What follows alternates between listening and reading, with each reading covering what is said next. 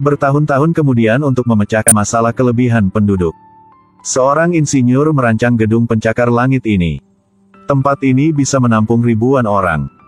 Dan aturan utamanya adalah semakin kaya seseorang, semakin tinggi tempatnya. Ada supermarket, rumah sakit dan sekolah di dalam gedung. Kolam renang, gym, atau lainnya sudah cukup.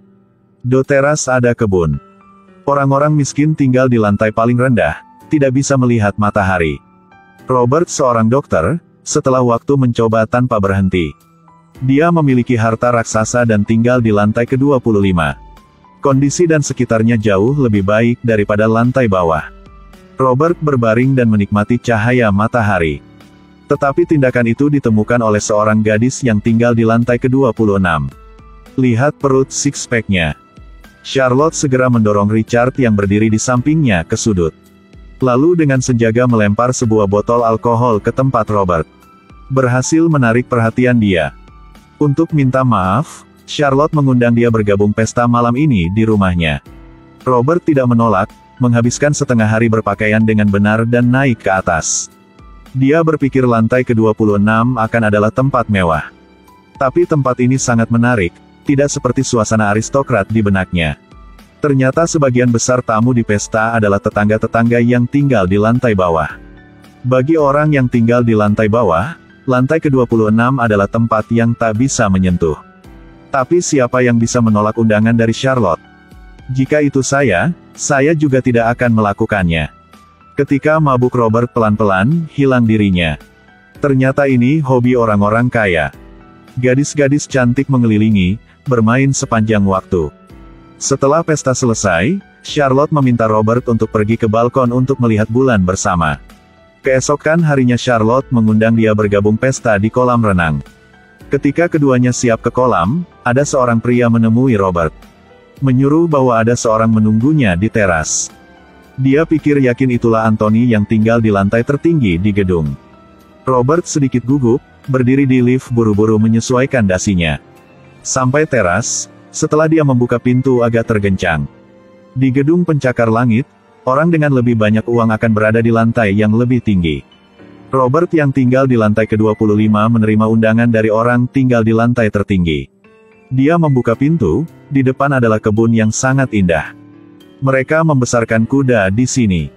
Meskipun tinggal di lantai ke-25 juga baik. Tapi kalau dibandingkan dengan tempat ini, hanya adalah udang dibandingkan dengan lobster. Robert pergi ke kantor kerja Anthony. Anthony dengan rambut putih segera memperkenalkan dengan dia. Saya adalah arsitek yang merancang gedung pencakar langit ini.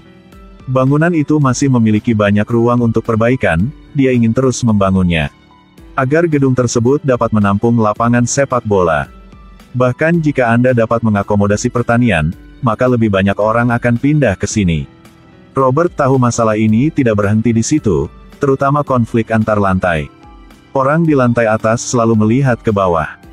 Lantai bawah selalu mengutuk lantai atas. Dan lantai tengah hanya tahu bagaimana menyanjung. Karena di depannya adalah pemimpin. Robert tidak bisa terburu-buru untuk mengeluarkan pikirannya. Setelah mengucapkan selamat tinggal, Robert kembali ke bawah. Tapi baru saja pulang sudah menerima surat dari Anthony mengundang dia bergabung pesta malam ini. Dan orang-orang yang menghadiri pesta ini semuanya orang kaya. Jadi Robert harus menukar jas yang bagus dan membeli sebotol anggur tua yang berharga. Awalnya pikir itu akan tidak malu. Tapi ketika dia masuk dia menemukan. Di sini semuanya memakai pakaian aristokrat. Angkat gelas untuk mengobrol, terlihat sangat elegan dan mulia. Dan profil rendah Robert membuat mereka tidak terlihat. Diikuti oleh beberapa sarkasme keterlaluan dari orang kaya. Akhirnya, dia diusir keluar di elevator. Setelah itu, Anthony meminta maaf kepada dia. Keduanya bermain tenis bersama. Robert tahu bahwa posisinya dan Anthony sangat berjauhan. Tapi dia tidak peduli tentang hal itu. Hanya saja lantai atas banyak menggunakan listrik belakangan ini. Menyebabkan pemadaman listrik ke lantai bawah. Robert berharap dia bisa memperbaiki ini tetapi dia berkata. Ketika dia membangun gedung ini, dia menetapkan prinsip. Orang-orang di lantai atas bisa makan dan minum dengan normal. Tapi hal yang dia entah adalah, Sistem yang dimelakukan akan memiliki akibat yang besar. Bangunan di mana orang memiliki lebih banyak uang ada di lantai atas ini. Penduduk bertingkat rendah selalu mengalami pemadaman listrik. Tapi tukang reparasi tidak peduli dengan hidup dan mati orang-orang malang ini. Selain itu, anak-anak kaya melempar kue ke mobil anak-anak miskin. Orang miskin sangat marah. Tapi lantai atas masih belum terasa cukup, mereka mengambil alih kolam renang umum. Mengadakan pesta sepanjang hari dan malam. Tidak hanya itu, menulis melarang orang di bawah untuk masuk. Konflik kelas telah meningkat. Orang-orang di bawah mulai berkelahi. Mereka memimpin keluarga ke kolam renang. Kerumunan orang datang sangat bersemangat, ramai. Sampai malam, orang kaya mematikan listrik lantai bawah. Jadi mereka memutuskan pesta di bawah cahaya lilin.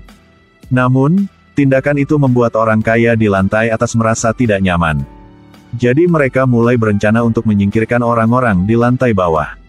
Permulaan, mereka membeli semua yang ada di supermarket. Langsung merampok semuanya orang miskin. Tidak ada makanan dan benda-benda sehari-hari. Sifat jahat pada setiap orang secara bertahap muncul. Jadi memiliki perjuangan. Ukulah. Pada saat itu gedung pencakar langit itu benar-benar berubah menjadi dunia binatang. Yang kuat akan menang, yang lemah tidak punya pilihan selain mati. Hanya ada Robert masih baik hati. Dia memegang sebotol cat. Ketika sampai di kamar, telinga saya tidak lagi mendengarkan suara-suara luar. Beberapa hari kemudian, kedua sisi kelas bertarung sampai mati dari banyak orang. Tapi Anthony masih mempelajari cara memperbaiki gedung itu sekarang. Pada saat ini, bersiap untuk terus memperluasnya, adegan kekacauan terbentang di depan matanya. Seseorang seperti dia yang belum pernah turun sebelumnya memutuskan untuk melihat-lihat. Setelah pergi ke tempat yang tak bisa lihat cahaya, Anthony menyadari kepentingan masalah.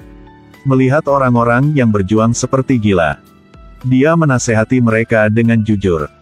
Hasilnya semua orang menganggap dia sebagai musuh. Mereka pikir Anthony desain gedung ini. Adalah dia membuat mereka jatuh ke situasi ini. Melihat keadaan tidak baik, Anthony buru-buru kembali lantai tertinggi. Tetapi pada saat itu, seorang pria di lantai bawah memanjat pipa di sini. Lalu menembak dia. Orang yang membuat dengung sudah meninggal. Setelah semuanya tenang, pada akhirnya hanya ada sekelompok wanita yang tersisa di gedung. Tentu saja, Robert masih hidup. Pertama-tama, dia menghibur pacarnya. Lalu, dia pergi ke teras dan mengambil desain yang sudah diselesai. Mulai memperbaikinya. Dia memiliki gadis dan harta. Meskipun itu hanya film pendek. Tapi artinya, mari kita bicara lebih banyak di komentar. Sampai jumpa.